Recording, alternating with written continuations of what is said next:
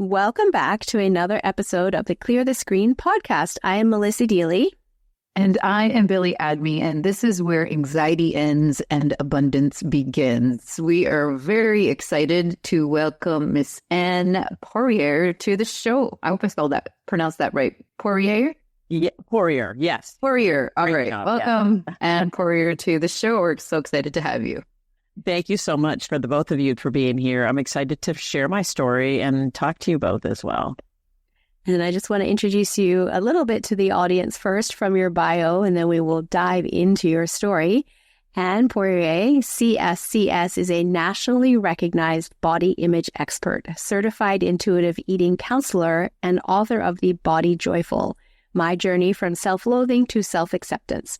With a degree in exercise science and over 30 years in health and wellness, Anne has turned her own recovery from eating disorders and body shame into a mission to help others find freedom and peace with food, movement, and themselves.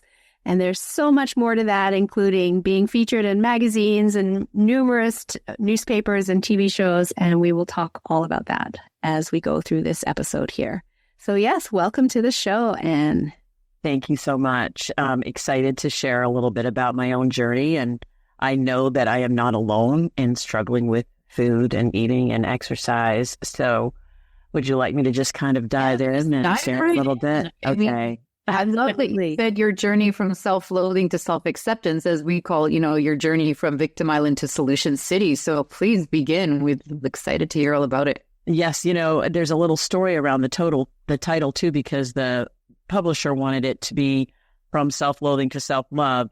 And there was a real specific reason that I didn't want it to be from self-loathing to self-love, because love can be really hard for people if they've spent a lifetime, it feels like a lifetime, in a place of loathing, especially body and self. And so acceptance is a much more forgiving way of entering into a space of making, starting to love our bodies or love ourselves. But it doesn't happen right away. And to be honest, when I was writing the book, I had made some great healing progress. But I wasn't really ready to say love for myself at that point either. So it's an interesting, the title speaks clearly about how hard it can be to change once you live in one particular place for a really long time. So go ahead. Yeah. I was just going to say absolutely. And the words that we use are so important, right? And they speak to us, and our unconscious mind is always listening, and we teach this in our trainings, and it has to resonate, because if we're using words that don't resonate, it will stop that healing journey, because when the unconscious mind doesn't believe that to be true, we can't continue that healing journey process. Absolutely. And I think that's why the words matter so much. Yes. And, the start of my journey was all surrounded by words.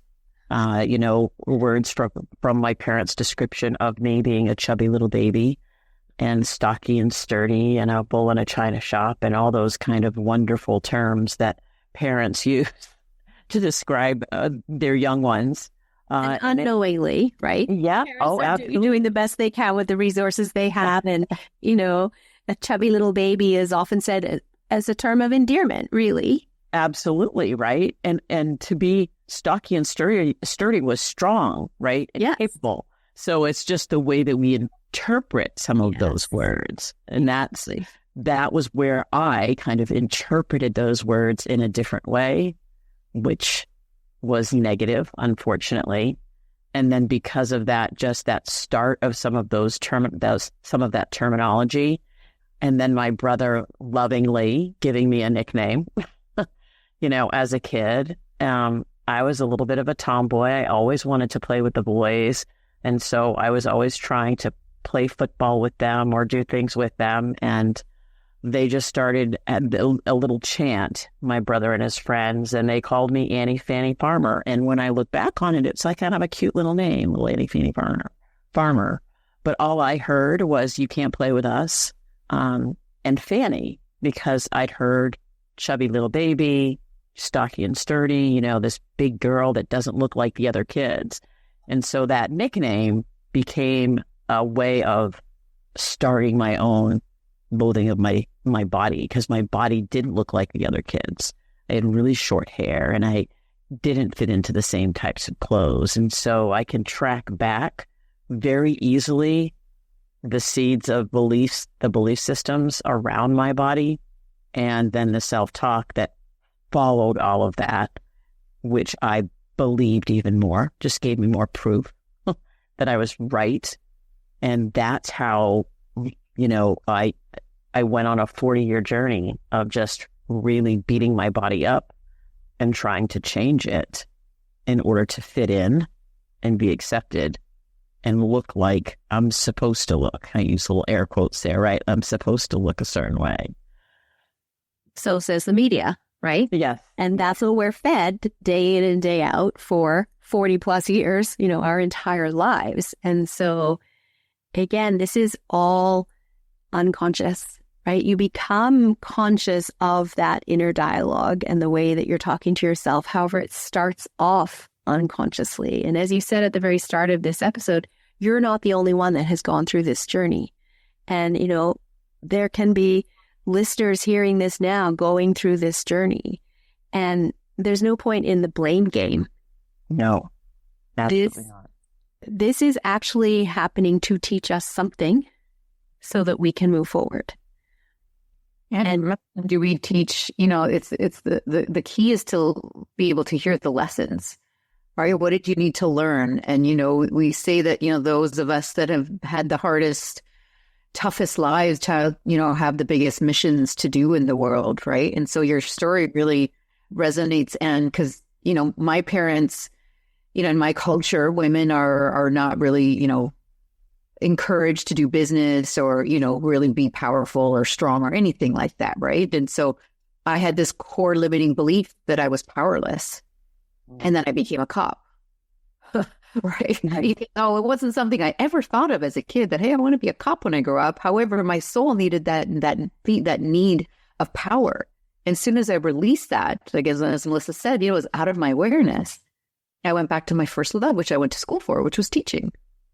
Right. So and I am teaching again. And so I'd love for you to speak to, when did you start becoming conscious? Because again, as we say, a lot of this is unconscious. When did you start becoming conscious of the meaning that you put behind what was really just an innocent, loving, term that was given to you?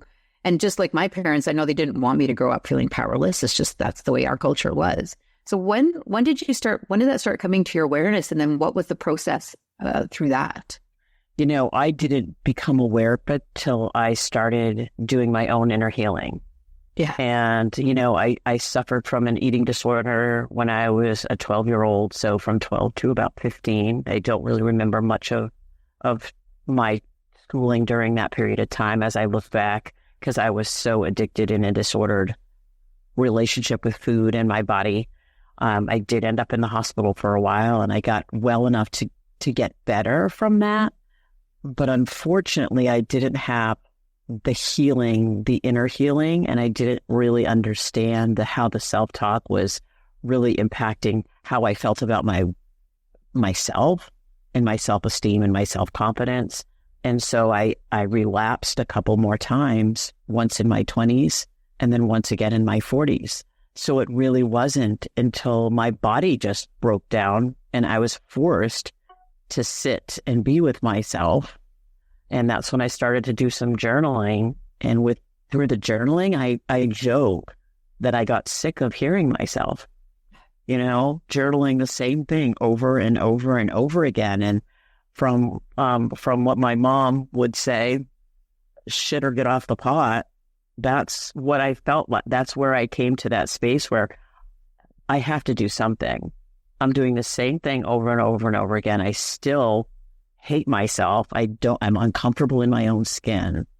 And so that's what changed things for me. And I went back to school, and it was education, research, understanding the science behind dieting and restriction, and really getting angry at media and angry at, our culture. And that's what started to push me towards the healing of myself, and then just how much I didn't want like our next generations to go through decades of beating themselves up and starving themselves or binging and shame and guilt and all of the things that go with it. How can we help prevent and start to get our next generations to feel better in their bodies by healing ourselves first, so that we can role model a different way of being in our bodies? Yeah, I love that. And it really does start with yourself, right? And that's what we preach in our school, is that you have to go through your own healing. You have to find your own magnificence before you can even see someone else's magnificence, right? And whether it's, through eating disorders or abuse or whatever people have gone through, it's such a similar story, isn't it? That we're, like we were talking about this morning, that, the pain needs to pay attention. The problem is a lot of us wait till the pain gets so bad that we're like, okay, fine. Like you said, shit, or get off their hot. Like, come on. Like, it's the definition of incentive, doing the same thing over and over again, which is why we love this work that we do, is that really identifying what was that core limiting belief, that core wound. Like I said, for me, it was that powerless. And I had no idea. I had no idea it was driving my life, right? And once you can identify that, that's when the true healing happens, because we have to heal ourselves before we can even think to heal someone else. Because as much as we can, and I love that you said this, and we can journal and we can do the affirmations and we can do all this stuff, but the program is still there. If the core limiting belief is still there, it doesn't matter. It will constantly override the system, right? So I would love to hear more about, how do you help others? We say that we can't fix anyone. No one's broken. How do you help guide others to really, show them the value of doing their inner work? Because I think a lot of the world doesn't understand that, first of all, it's within us, that there's nothing external, that we have everything that we need to heal. And how do you guide your clients into really finding, their true magnificence? Well, you said it beautifully when you talked about the core beliefs, Billy, because that's really where the work starts, is questioning those beliefs. I think about it. I use my hands a lot when I talk, and I think we were given all these beliefs. Like, here you go, believe this about bodies, and believe this about food, and believe this about exercise. These are your truths. And then we just go, oh, okay, I'll believe that. And then I learned to hate my body, which means I can unlearn that. Babies aren't born hating their bodies. They love their bodies. And so if there's a learning, I learned due to these belief systems. So it is this willingness to question some of our beliefs about ourselves and about the different ways we see ourselves, and what are those words that we say to ourselves, filling in the I am, I am what, and where did that come from, and whose voice is that? I question whose voice is in your head. Oh, hi. I love that you called it, we can unlearn it, right? We call it rewiring, right? Your brain was wired this way because of the limiting belief that was put in. And the great thing is it's a computer, and we can upgrade it, and we can rewire it and reprogram it. And I love that you use that terminology. It's so good.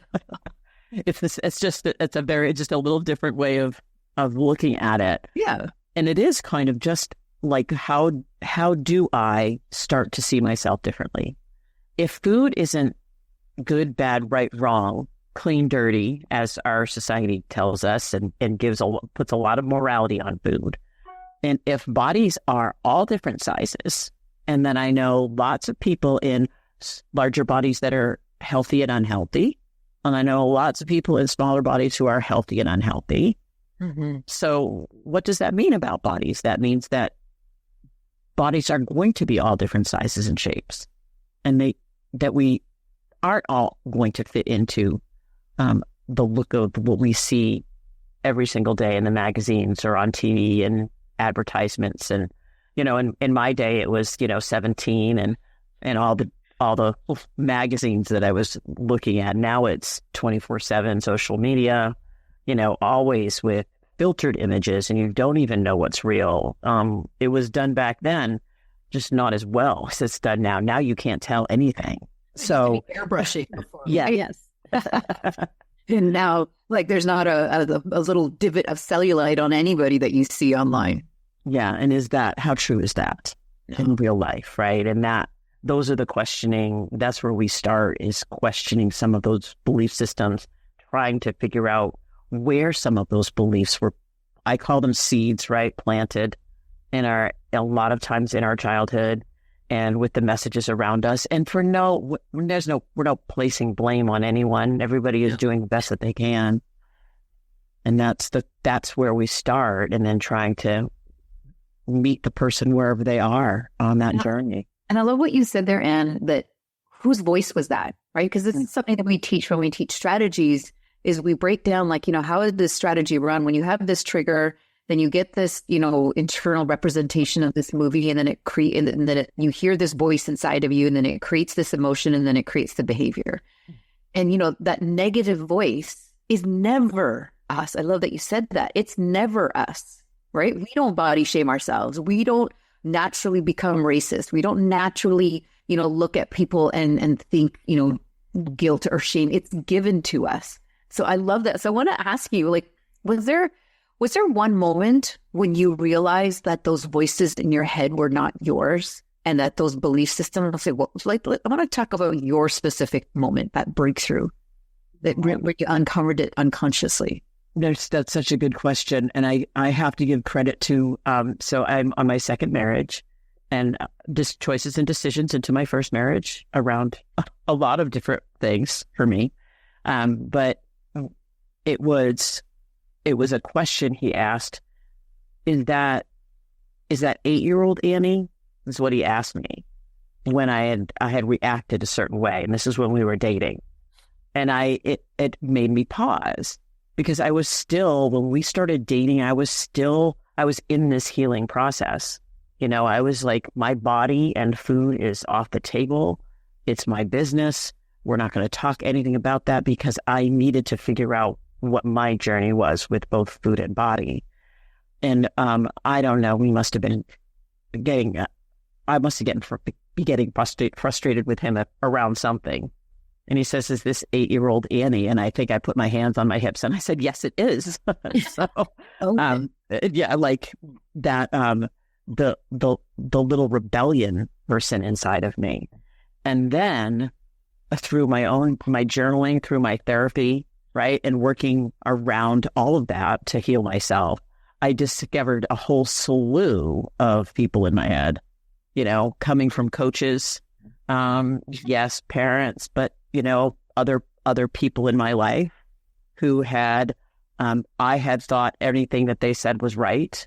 And this was to be taken as who I am and what I'm all about. And that must be true about me. If they say that must be true about me. And that's where a lot of that dialogue comes in. So during the writing of my book, I actually named a lot of my inner voices, just to help me pull them out of my own head and separate them. And so I have Stupid Sally, I have Clumsy Carla, I have Messy Mel, that's such great names. I love them. Yeah. Captain Criticism, one of my favorites. So just all of those people, though, and once I started to name some of my own voices, I was able to start to shift and change some of their narrative, even by just lowering the tone or quieting them down, and then being able to question with curiosity, not with judgment. And that's how that started. So that was a great question. So thank you for asking that. And I love that answer, and especially how you turned it into curiosity instead of judgment, and how by naming them, you could separate them out from yourself to understand that those aren't all your own voices.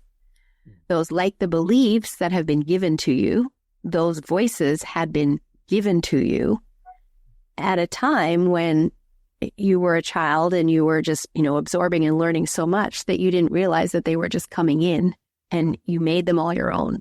And in your healing process, you could then start to undo that and separate them out. So I absolutely love this story. And it's so empowering, Annie, to hear you talk about where you were and where you've come from.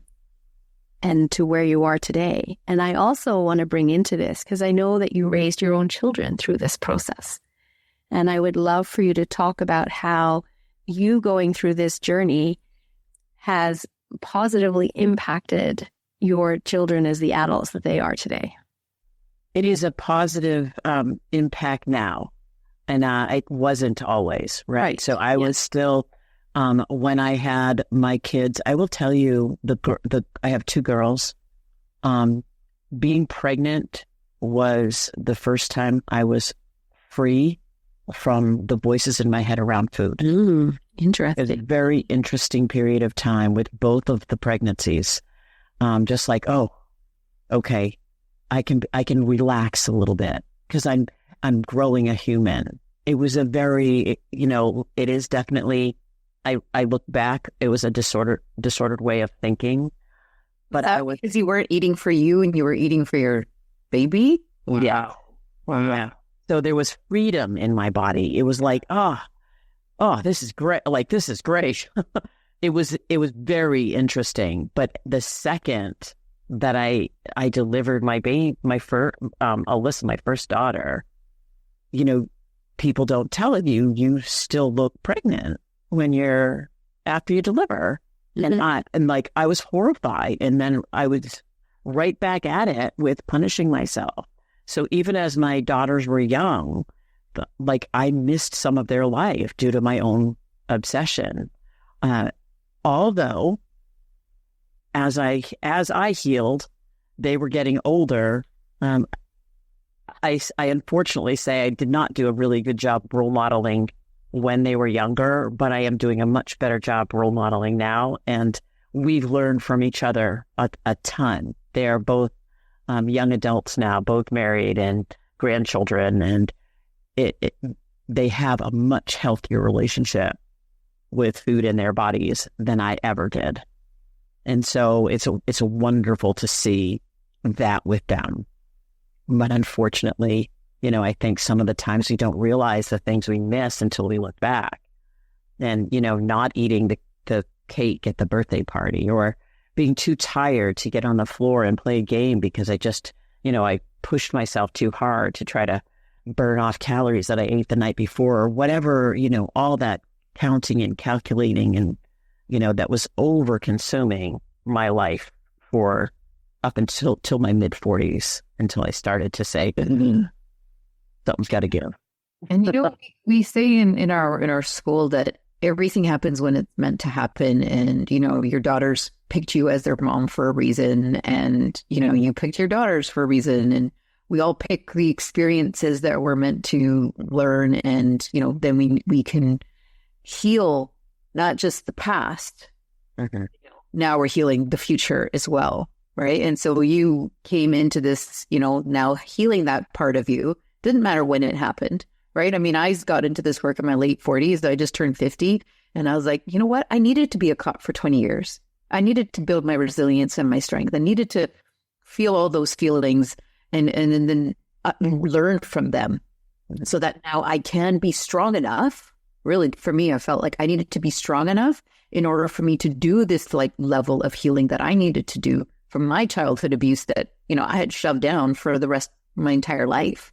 And then I finally brought it to the surface because I knew at that point, once I had these tools, because again, when you don't have the tools, it just feels uncomfortable, right? Triggers, you push away because you don't feel them. Whereas now, we celebrate triggers in this work. We're like, oh, that means you're ready to heal it. And now we have beautiful tools that, you don't have to go to therapy for years and years and years. You can heal trauma without talking about it. We can just heal it by learning the lessons.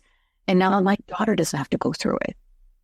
And that's what's so empowering and beautiful about, when you heal yourself, you're healing it both ways, right? In the past, the present, and the future. And so I love that, you now get to do this work and speak from it from a place of been there, done that, got the t-shirt. Hey, I learned from my lessons and now you don't have to do that. Right. I hear from people who read my book that for many of them, they read their own story. I could have written that book. I could have written that part. I had the exact same situation, and so it's this understanding that we're not alone in this. And I think a lot of times that's how we feel when we're feeling uncomfortable in our own skin, or we're making choices and decisions that we know are probably not the best for us, and yet we can't help it because of some of those belief systems that we just assume are right for us. Yeah. And so it's all of these steps that we have to kind of move through to help ourselves step forward, but we can't do it until we're ready to say yes, right? Wanting something and being willing to do some of the work are two completely different things. Because it's uncomfortable, right? It is uncomfortable. Healing is not comfortable. We tell our students all the time, like, get comfortable with being uncomfortable and celebrate it, because that means you're growing. Yeah. Right. And I know when we talk about our 4 core wounds, right, that we work with in timeline therapy is unlovable, unworthy, not good enough, and powerless. And we talk about that to people. Everyone's like, oh my gosh, yep. I feel that too. Yep, check.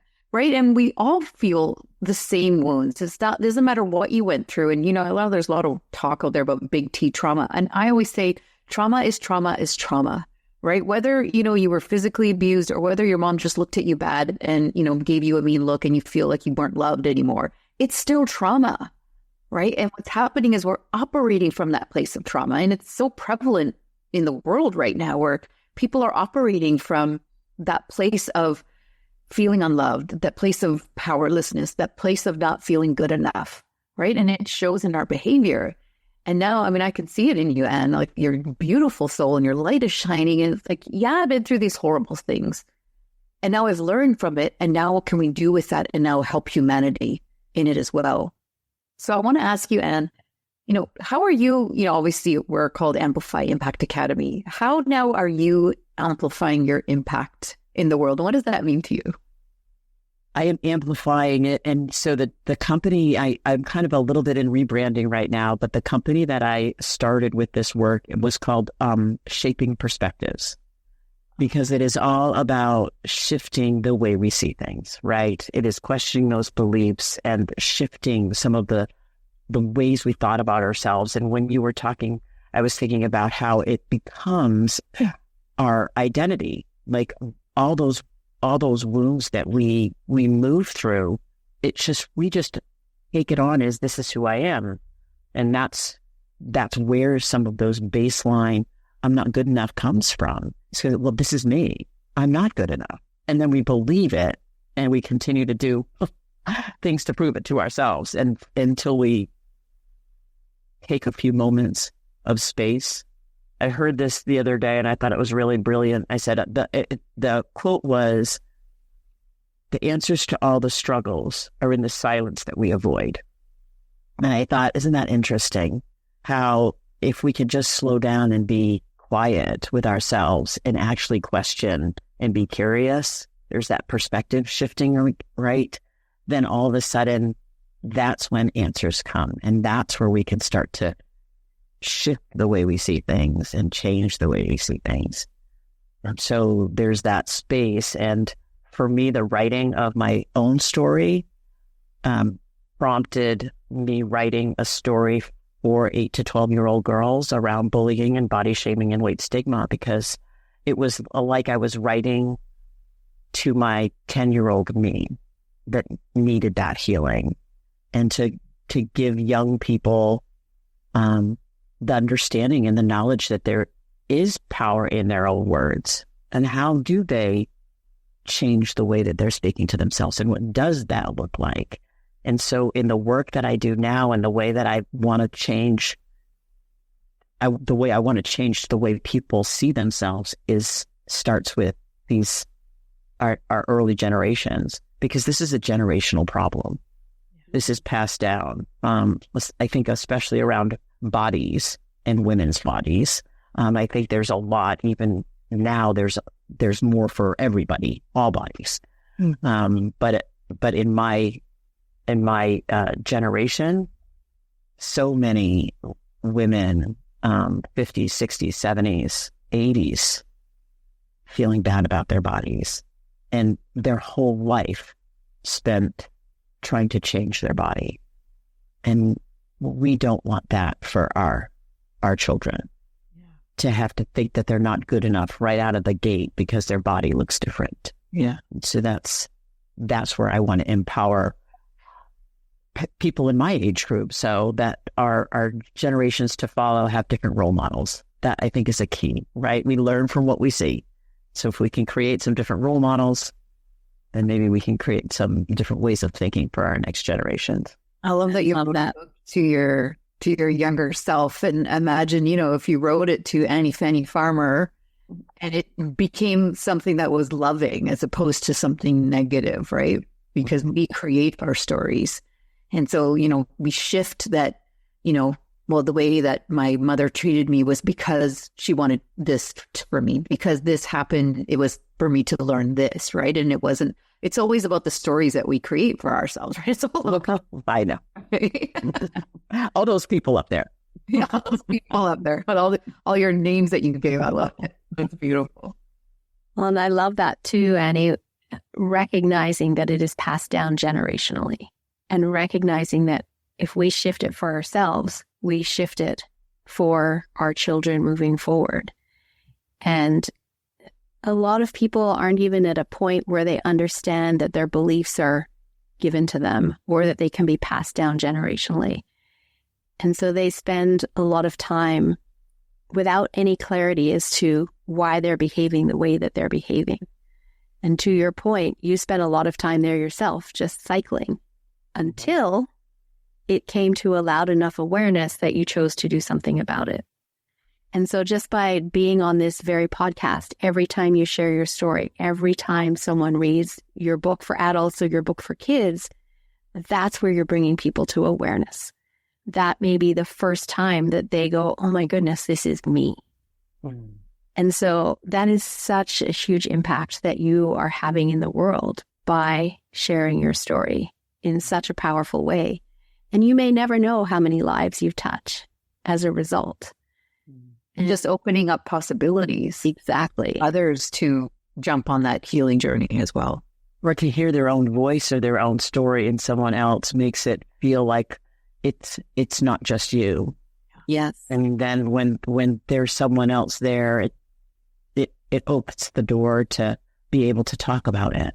Mm-hmm. And, I think it is, yeah, in that conversation, I think that Brené Brown talks about opening up shame in the light, right? Bringing it out to the light. And I think that can be a beautiful thing. So for someone to know that they're not alone and then to be able to sit and talk with someone who goes, yeah, I know, I did that too.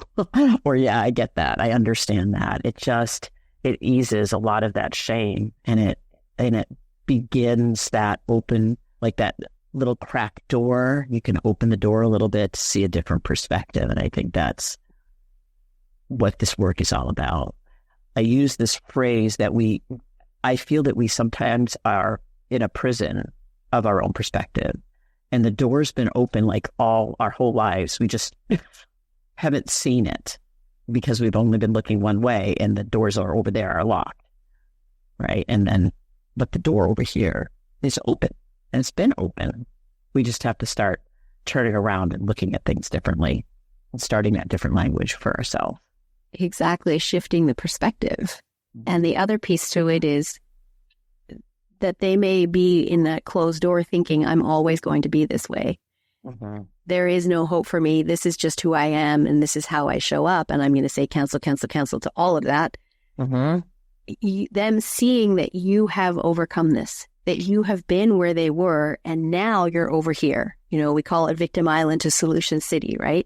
For them to see you over here on Solution City opens the door for the possibility that they can get there too. Mm-hmm.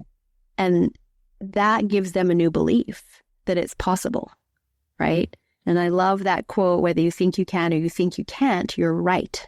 Yes. And you've just given them that belief of, I think I can, because she's done it. So if she can do it, I can do it.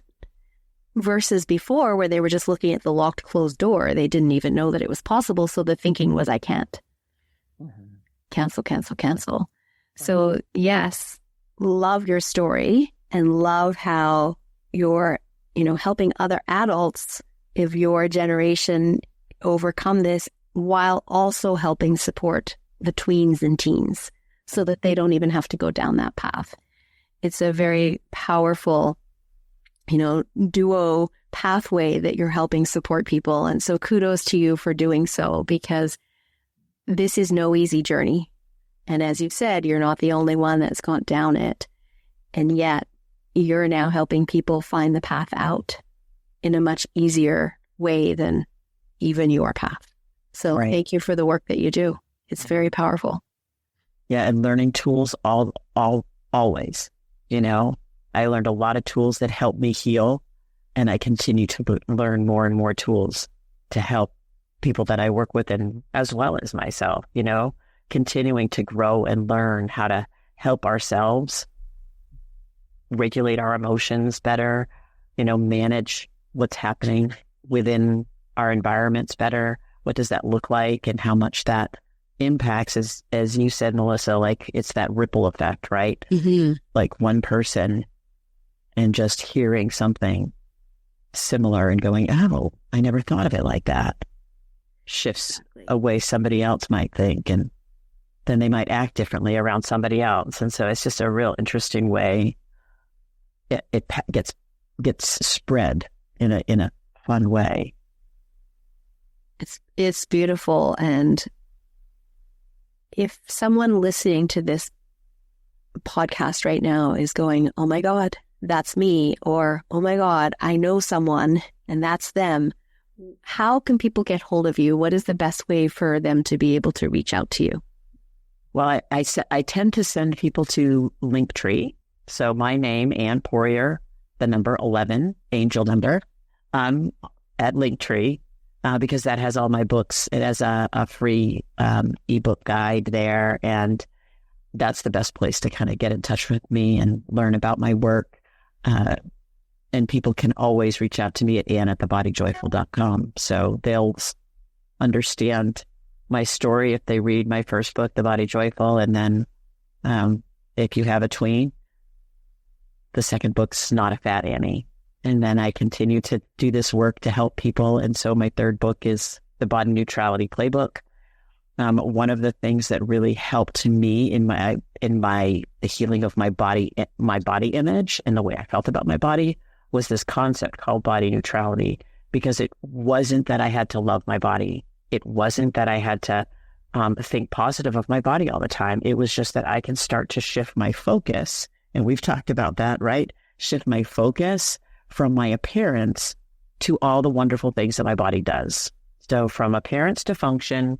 And by doing that switch, it changed the way I saw my body, the way I appreciated my body, how grateful I was to my body. And that shift in focus changed everything around how I felt about myself. And so that my latest book just came out this year is The Body Neutrality Playbook. And it's all kinds of mindset shift work, questioning belief work, and then a series of tools to help heal your relationship with your body, and even your relationship with food and eating and exercise. It's all part of the equation. I had to use tools from all different places in order to heal myself. And so that's the work I try to help with other people, using whatever tools sit best with them to start. I love that. And again, the body neutrality in it all comes down to words again, right? Absolutely. And to where we were at the very beginning of the podcast. And for you to come to that realization that I'm not yet ready to love my body. However, I can be neutral about it, and I can be grateful for all that it does for me each and every single day. And to put your focus there, as opposed to hating it. Right. Because hating it, think about how our words impact how we feel about ourselves. It's going to impact our behavior. And so it doesn't matter anyway. I don't care what I eat or it doesn't matter anyway. I should just beat myself up more. So it just impacts the behavior set. And so understanding that hating my body hasn't been helping me.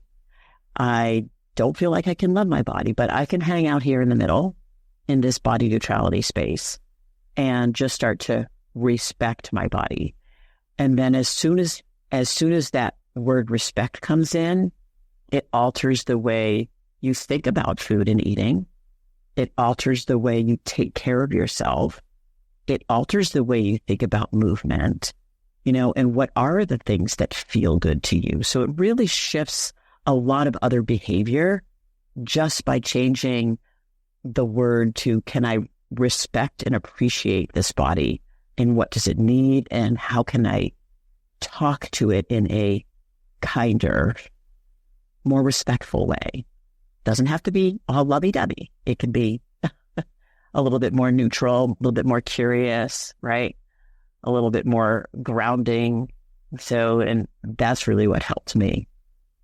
I love that. And again, the way we talk to ourselves, I often say to people, if you talk to other people the way that you talk to yourself, would you even have any friends, right? And the answer is, oh my God, no. And if we can start to shift that into talking to our body with respect, with gratitude, with appreciation, that shifts our energy as well. And instead of wasting energy over here in this place of hatred and dislike and all the energy that's going into that, to shift it into the positive. And as you said, shift our focus. And we know that we get what we focus on. So now we're focusing on all that positivity, and that's what's coming into our lives. Mm-hmm. And that's all part of this beautiful healing process. Lovely. Beautifully said. I don't know what else to say to that. What I would love to say is thank you again so much for coming onto this podcast, for sharing your story, for putting your work out there to help so many other millions of women and young girls to navigate their path to body neutrality in a much more graceful way than the journey that you had to go through. However, knowing that the journey that you had to go through was so that you could learn the lessons to get you to where you are now, so that you could help others in this profound and meaningful way. So thank you so much for being on the show. And for being brave. And, you brought up Brene Brown, right? And it takes a lot of courage to share such a vulnerable part of your life, right? Because no one wants to go around saying, yeah, I felt powerless my whole life. That's why I became a cop. However, it's the truth. And if somebody can benefit from that truth, it takes that courage and that vulnerability. So thank you for doing, being courageous enough and having, bravery to be out there sharing your story and coming on podcasts and stuff and sharing it, because it really does make a difference. So thank you. Yeah. It's interesting that you say that, because when anybody comes to me and says, oh, I read your book, I go, oh, like that's that. Like, oh, really? Oh, you know a lot about me now. It just, and I just take a deep breath and, but it's so interesting. Yeah. Hope, right? Yes. Yeah. And I'm so happy that I did. It was such a healing process for me. And it all starts with something you said, Melissa. It's awareness, right? We have to become aware that we're spinning our wheels, or we're stuck in a pattern, or we're doing the activities that are keeping us in that definition of insanity. And once we're aware of that, then we have to be willing to stay, okay, am I willing to step out of this and try something new? That will be uncomfortable and unfamiliar, and I'm not sure I'm going to like it, but it's either that or staying stuck and spinning in the same old, expecting a different result. Got it. Insanity, right? Yeah.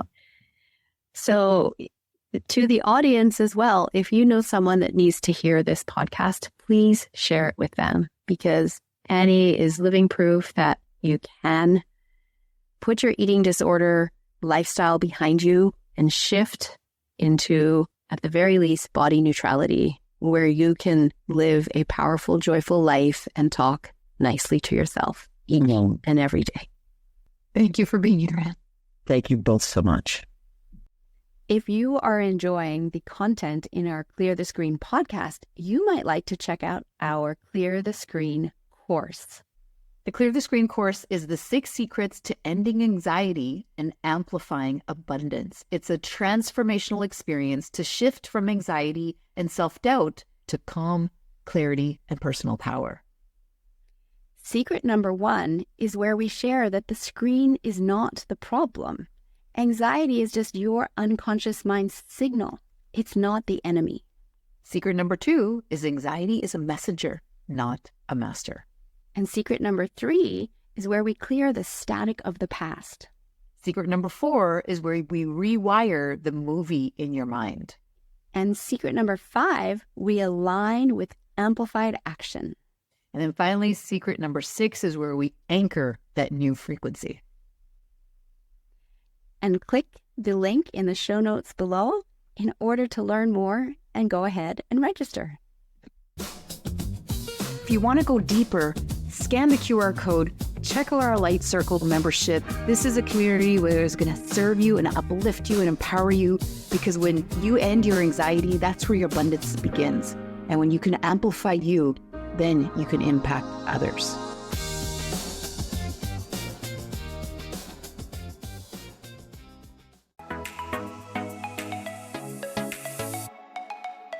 Hi, this is Michelle Abraham from the High Vibe Podcast Network. We are honored to have Billy and Melissa's show clear the screen on our network.